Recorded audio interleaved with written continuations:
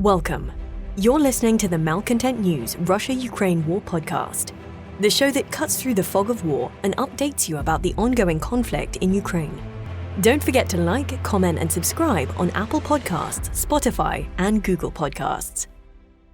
Hello, I'm Marina Yevshan, co-host of the Russia-Ukraine War Report podcast, and today is January the 19th, 2024. It's been 3,645 days since Russia's illegal occupation of Crimea on January 27, 2014, and 1 year and 330 days since Russia expanded its war of aggression against Ukraine. Today's podcast looks at events that happened yesterday. During the podcast, you can use a Russia-Ukraine war map to help you visualize the areas discussed, and there is a link in the podcast description. The Russia-Ukraine War Report is compiled by our team from around the world. Today's report includes information from our direct contacts and journalists in Ukraine, the Russian Ministry of Defense and the Ukrainian General Staff of the Armed Forces of Ukraine morning reports, operational commands north, south and east of Ukraine, open source intelligence, our in-house team of analysts and geospatial experts, and pro-Ukrainian and pro-Russian male bloggers and social media channels with a track record of trying to be accurate. We have one mission, the truth, because the truth matters.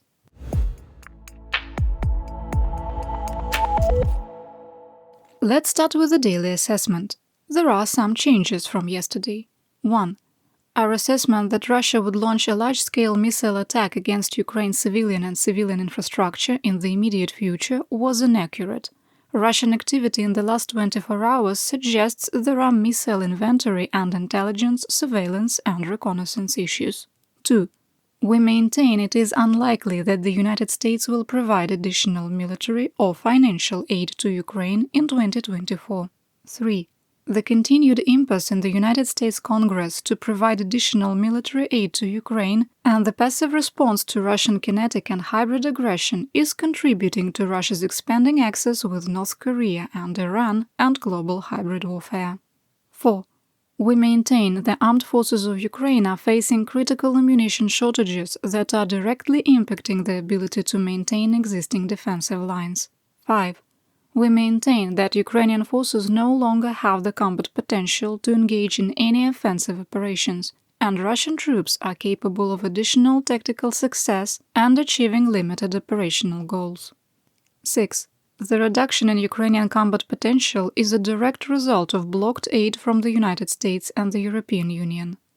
7. Russian forces have established an operational objective to capture Chasiv Yar west of Bakhmut. 8.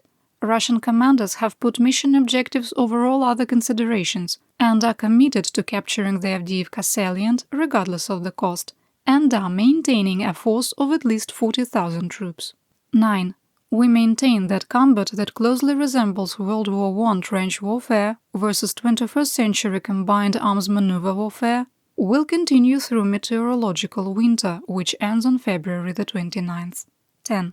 While the possibility of an intentional nuclear accident caused by Russian occupiers at the Zaporizhzhia nuclear power plant remains low, the threat should be taken seriously. We are very troubled by the latest report from the International Atomic Energy Agency and the lack of international attention.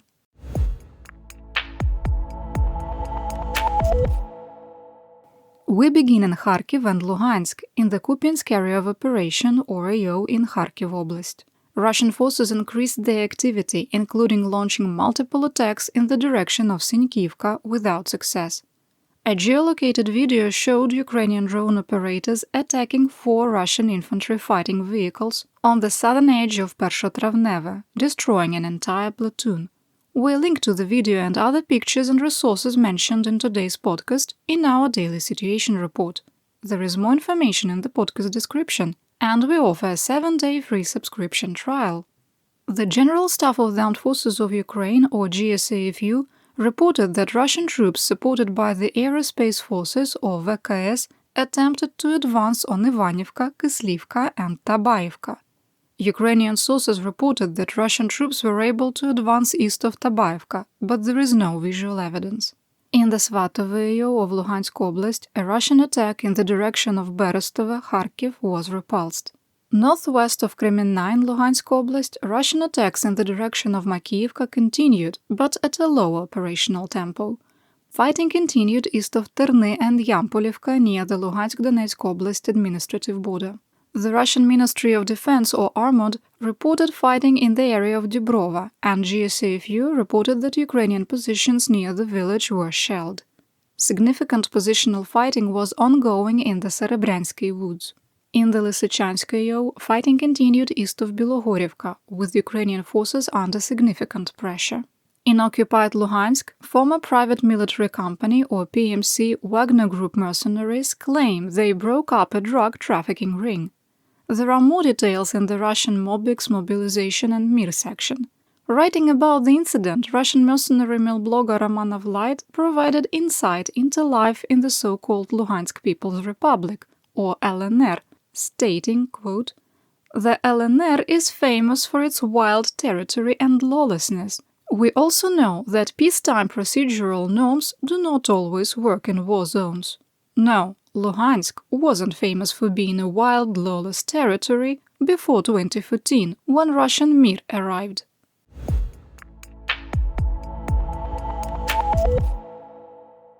Next, let's talk about the Donbas. In the Soledar-AO, Armored claimed that Russian forces had captured the village of Vesele without any photographic evidence. Ukrainian source Deep State said the village, quote, "practically lost." Russian mill blogger Multik Sam expressed skepticism, writing 6 hours after the Armored claim, quote, "There is information about the withdrawal of units of the 10th Separate Mountain Assault Brigade of the Ukrainian Armed Forces from Vesele, which currently remains in the gray zone. We are waiting for confirmation," unquote. GSAFU released a rare evening report with no mention of Vesele, but Kyiv had not recently reported fighting in the area. "We adjusted the gray area using terrain analysis, but did not move the line of conflict. Pictures, or it didn't happen." In the Bakhmut-AO, GSAFU reported that Russian troops supported by the VKS launched 4 attacks on the edges of Bogdanivka without success. Russian mercenary mill blogger War Gonzo said fighting continued in the area of Hromove, and a Ukrainian video showed Russian positions being attacked by drones and artillery. In the Klishchiivka-AO, fighting continued near Klishchiivka and east of Andriivka, with no change in the situation. Ukrainian forces continued to hold their defensive lines in southwest Donetsk despite increased Russian attacks. In the Avdiivka-AO, Russian forces continued to attack Ukrainian positions east of Novokalinove, southeast of Novobakhmutivka, and east of Stepove without success. Along the railroad grade, Bradley M2 infantry fighting vehicles, or IFVs, continued to hold back Russian advances. Russian troops continued their attempts to advance toward the Avdiivka coke plant from the northeast without success. On the eastern edge of Avdiivka, intense fighting was reported in the western part of the industrial district. There were renewed claims that Russian troops had advanced in the forested area and residential section without evidence. On the southern flank, Russian troops supported by the VKS continued their attacks in the area of Pervomaiske and east of Nevelske. In the Mariinka-AO, Russian forces continued their attacks near Krasnohorivka on the edges of Mariinka and east of Georgievka without success. In the southern part of Mariinka, Ukrainian forces, using a Javelin anti-tank guided missile, destroyed a Russian tank with an anti-mine troll. In the Vuhledar-AO, Russian troops supported by the VKS attacked Novomykhailivka from the northeast and south, suffered losses, and retreated to their defensive positions. In the Staromlynivka-AO, fighting continued west of Staromayorska. New open-source intelligence, or OSINT, confirmed the position of Russian troops in the gray area, and based on the improved intelligence, we adjusted the line of conflict.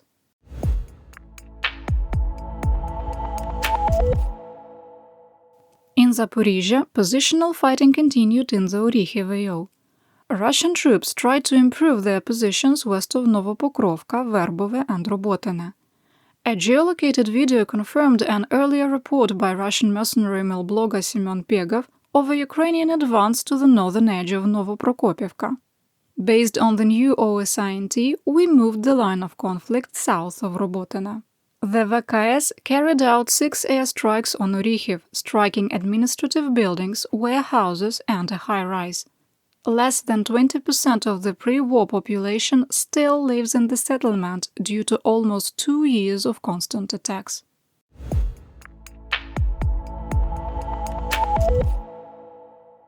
Next up, the Kherson AO. Fighting continued in Krinky and the forests to the south, with Ukrainian forces repelling 11 attacks. The situation is described as very difficult. Russian troops were attacked on the western administrative boundary of the settlement, and based on the OSINT, we expanded the grey area. A Russian soldier and mill blogger Moses, who had over 12,000 followers on Telegram, was killed in action in Krinky on January the 17th. His last post read, quote, "In the Krinky hell." A Russian mercenary mill blogger Romanov Light claimed that during his deployment on the left bank of the Konka River, Moses had destroyed 31 Ukrainian boats and killed 498 soldiers. Do you know how ridiculous the claim is? The fictional Vietnam War character John Rambo Murdoch, I'm coming to get you. Had 493 on-screen kills across 5 movies. The franchise holds the world's record for the most on-screen kills in a single movie and the most on-screen kills by a single fictional movie character. Take all the time you need. Mission accomplished. Back to the report. At least 2 Iranian-sourced Shahed-136 one-way drones struck the city of Kherson, damaging homes in the Dnipro district. 1 woman was injured.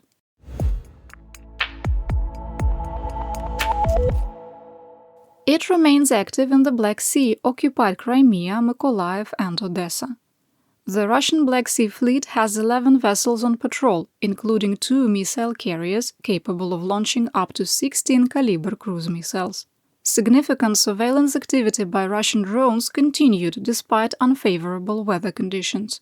Russia's loss of multiple radars and electronic warfare stations in occupied Crimea and the drowning of the A-50U AWACS aircraft has likely degraded, at least temporarily, Russia's ability to coordinate missile strikes. In occupied Crimea, an accident at the Balaklava thermal power plant knocked out power at large parts of the peninsula, including Sevastopol, Sake and Feodosia. Power was restored after a 4-hour outage.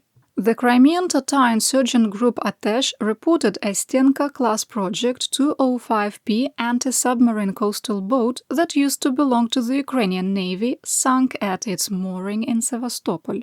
Prior to Russia's illegal occupation of Crimea, Ukraine had up to 10 of the 37-meter-long vessels. It is unknown if it was sunk during an earlier missile or drone attack or suffered an accident. Atesh also photographed 2 K-300P Bastion P mobile coastal defense launchers moving through Crimea. The K-300P fires P-800 Onyx supersonic anti-ship missiles, confirming that Russia has renewed its inventory after a 5-month absence. The Israel-Hamas war is impacting grain shipments from Odesa. The Minister of Agrarian Policy and Food of Ukraine, Mykola Solsky, said that in January the pace of shipping activity was down 20%, with delays caused by the avoidance of the Suez Canal partially contributing to the reduction.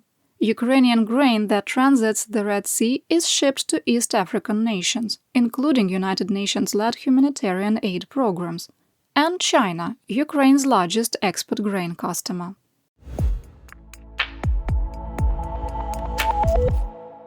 Here is the update for the Russian front.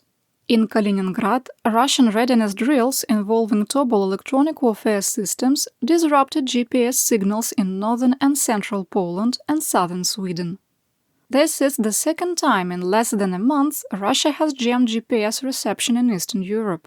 The NATO alliance charter does not consider GPS interference as an act of aggression. In the Bryansk region, a Ukrainian drone struck the Klintsovsky fuel depot, causing a very large fire, which we link to in today's situation report. Russian officials claim that electronic warfare disabled the drone, which was successfully intercepted by a fuel storage tank. More than one tank is burning out of control, and a firefighting train was being sent to the region. The Minister of Strategic Industries of Ukraine, Oleksandr Kamyshin, said the drone that struck the St. Petersburg oil terminal was launched from Ukraine and flew a 1,250-kilometer route. A geolocated Russian video confirms that the drone did reach the terminal, but did not show an explosion. On January the 15th in Krasnodar Krai, partisans destroyed 2 railroad control cabinets, disrupting rail service in Novorossiysk. Ukrainian hackers stole over 1.2 terabytes of data from the Russian Ministry of Defense, which shows the location and details of over 500 bases and facilities under the Directorate for Special Objects.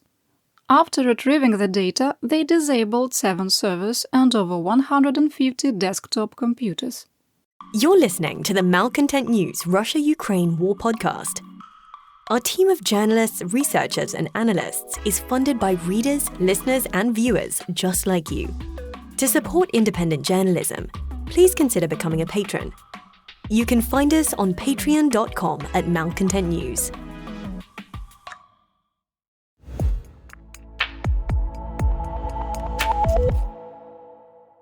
Everything is going to plan. That's why Russia is talking about nuclear weapons and causing problems in Moldova. More on nuclear weapons in the Theaterwide section.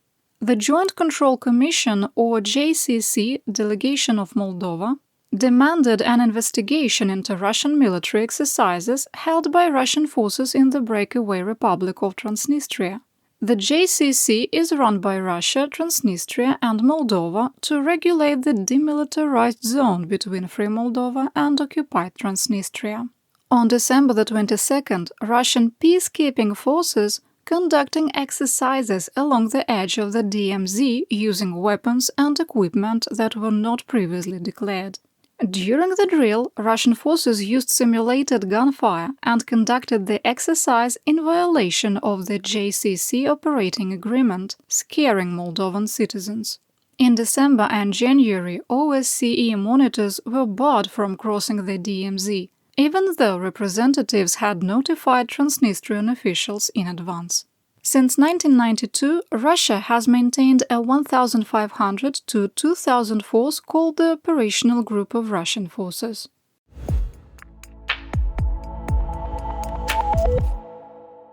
Let's talk about theater-wide events.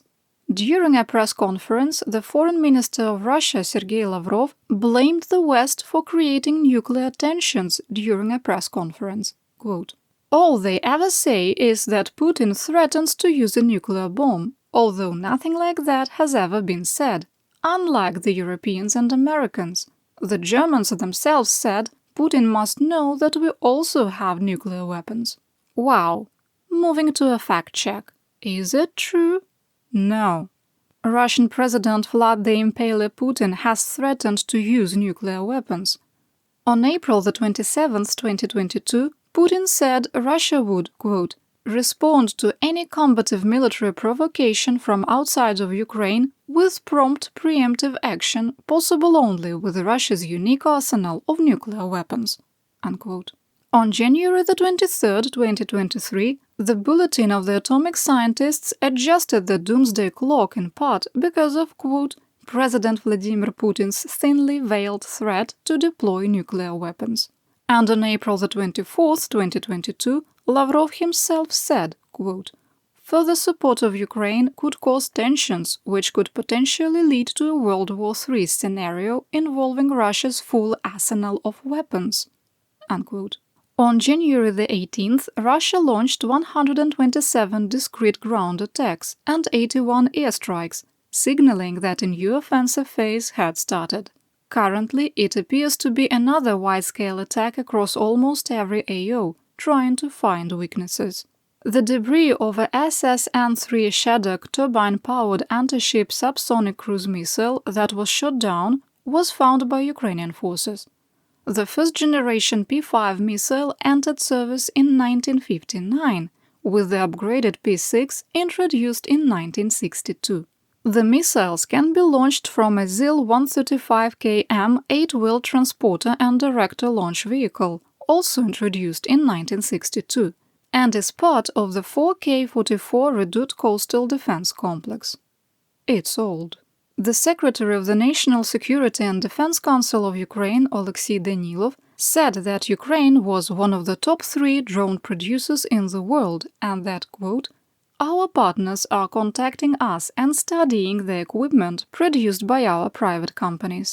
If you think our reference to Vlad the Impaler is a little harsh, the Secretary of Foreign Affairs of the United Kingdom, David Cameron, skated the line of comparing Putin to Adolf Hitler during the Politico Power Play podcast. Quote, "This is like being a foreign minister or a leader of Europe in the 1930s. We have got to not appease Putin. We have got to stand up to the evil that his invasion represents." Unquote. During the Artillery Coalition conference in Paris, Minister of Defense of Ukraine Rustem Umerov said that Ukraine was critically short of ammunition. Quote, "The shortage of ammunition is an extremely urgent problem that our armed forces are currently facing. We need to find a way to solve this problem together." Unquote. Adding that Russia was outshooting Ukraine as much as 10-1 in some AOs. France announced it was committed to building 78 Caesar 155mm self-propelled howitzers SPGs for Ukraine, and the first 6 had already been paid for. Paris also clarified that it would provide Ukraine with 50 AASM Hammer hybrid guided bombs a month in 2024.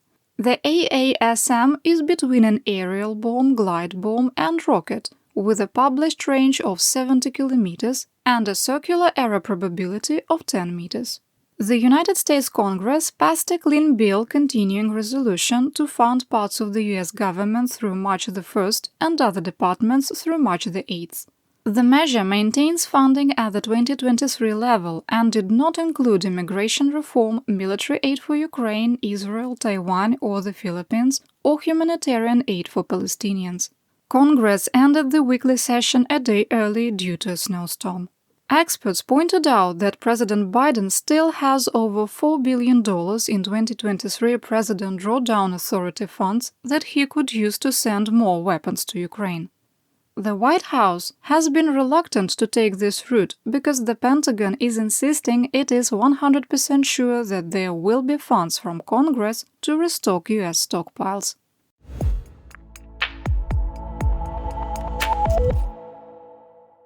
What's happening in the land of Mobiks, Mobilization and Mir? The commander of the radar surveillance and guidance aviation systems for the A-50U, Lieutenant Colonel Vyacheslav Levchenko, was the first crew member confirmed killed in action when the Russian AWACS plane was shot down over the weekend. As I previously covered, former Wagner Group mercenaries, who are now volunteer soldiers of the 331st Regiment, 98th Division, decided to break up a Russian military drug trafficking ring on their own initiative. The Wagnerites released a series of videos claiming that hashish was being sold to Russian service members, and they took into custody the people involved but did not notify the Ministry of Internal Affairs. The commander of the LNR traffic police said he would do everything to get his men released and see that the Wagnerites were imprisoned. The base in occupied Kadiivka was stormed, and the Wagner mercenaries were taken into custody to be interrogated. We'll link to several videos with English subtitles in the situation report. In St. Petersburg, Russia, they did it again, handing immediate summons for military duty to 15 newly sworn-in citizens of the Russian Federation with their passports.